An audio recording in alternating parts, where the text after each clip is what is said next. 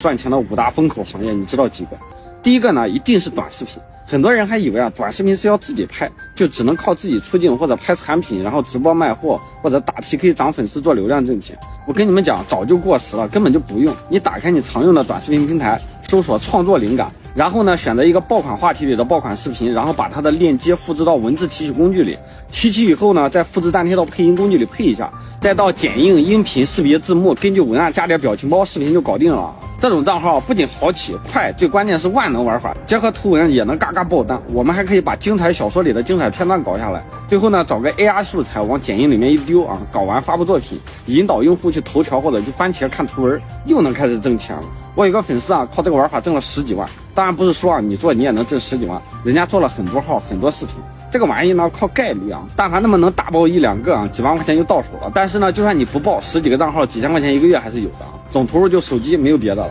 第二个是跨境电商，但是我今天要说的是个人的跨境选品师，因为跨境电商有门槛啊，需要你懂英语、搞物流，还得操作后台，很麻烦。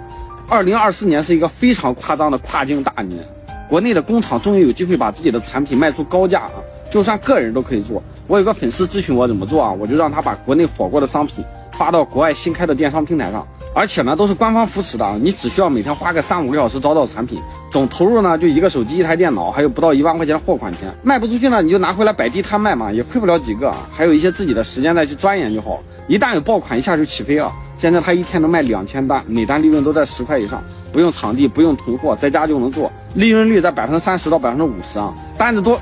你再花个1、200块钱在淘宝买个打印标签的机器啊，自动打印贴标签发物流就可以了。现在新的官方跨境电商平台连客服都不用你管，退换货你该挣还是挣，你只需要把货发到他们集中的国内仓库就可以了。尝试的成本很低，但是天花板很高，做的一般的一天30个小时，一个月都有2、3万，做的好的爆品比较多的，一个月几十万都正常。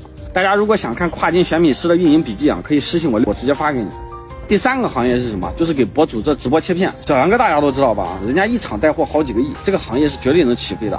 现在小杨哥的切片授权就已经开始了，你只需要去剪辑直播中的一些精彩片段，挂上小黄车。我告诉大家啊，就现在这个年头，为什么这都能挣到钱？